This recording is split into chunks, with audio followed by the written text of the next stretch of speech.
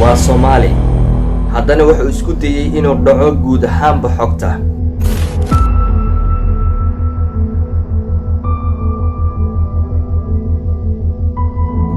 mar kale way suurtageli weyse taas haddana asiga oo Soomaali ah ayuu wuxuu isku dayay inuu iska dhigo qof ajnabi ah si uu la wareego xogta oo dhan haddana taas way suurtageli weyse mar kale oo saddexan waxa uu iska dhigay isla shirkadda taana way suurtageli weyse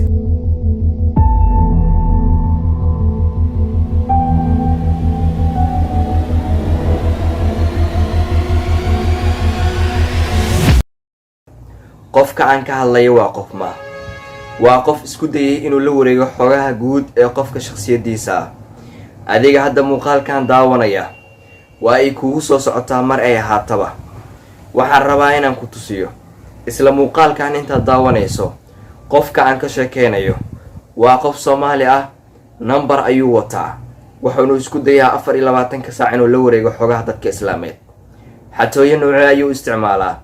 qaab noocee ayuu u shaqeeyaa isla muuqaalkan ayaan kugu tusiyaa 2 daqiiqo aad daawanayso soo dhawaada saaxiibayaal mar kale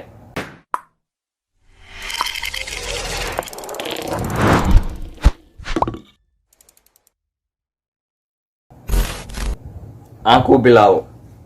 intaan faahfaahinta u gudagelin waxaan ka codsanayaa inaad muuqaalka la gareyso intaa kadib aan bal kuu sharxo sida caadiga ah markaan isticmaalno social media waxaa jira dad badan oo aan la xiriirno laakiin dadkaas waxaa ku hoos qarsan dad xatooyo wato oo jecel inay xadaan ama ay u dhacaan dadka kale xogtooda muuqaalkan ayaan rabaa inaan kugu tusiyo wajiga qarsoon ay isticmaalaan dadka xatooyada sameeya aniga ka Ismaaciil ahaan waxa ila soo xiriiray mid ka mid ah dadweynaha Soomaaliyeed kaas oo doonaya inuu la wareego xogteeda waxaanu u dhacmay sida tan waxaana dhaxmaray sheeko gaaban wuxuu isku dayay inuu khiyaano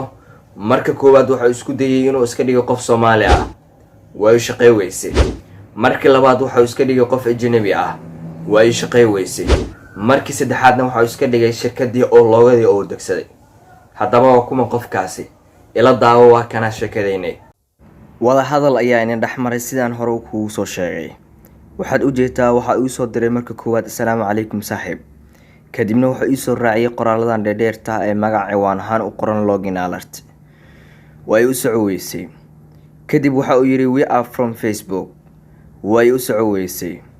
xogtan ayay ahayd xogtu ila soo wadaagay fadlan telephone numberka meesha ku qoran iska ilaaliya markii hore waxa uu ahaa ciwaan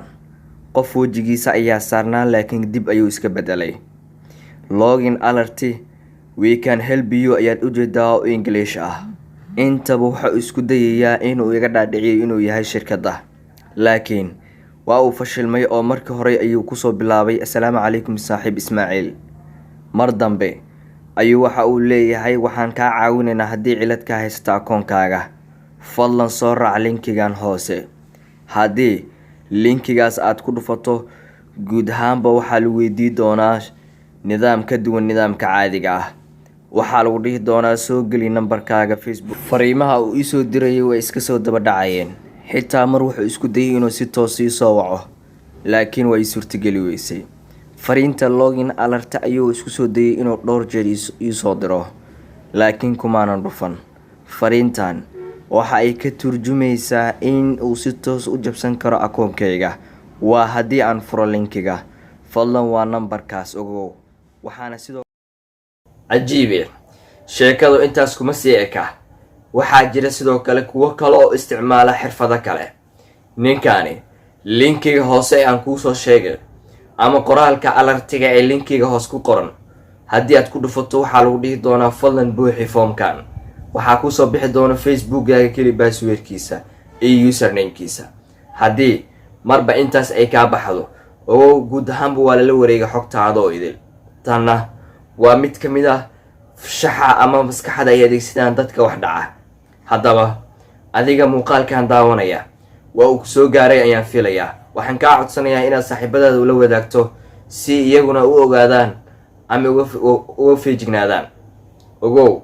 waa muhiim inaad saaxiibka ama walaalkaad la wadaagto sababtoo ah waa xatooyo runtii lagu dhici karo qof kastoo muslim ah. qofka sameeyey sida tan waxaan ku waaninaynaa walaal, maalin waxaa jirta la isxisaabi doono, taas oo qof kasta la weydii doona ama lasoo hordhigi doona camaladii xumaa ee u geystay. haddaba ficilkan xun ka waantoom. anigu waa garanayaa meesha aad joogto iyo waxa aad tahay, laakiin ma rabo inaan bulshada usoo bandhigo.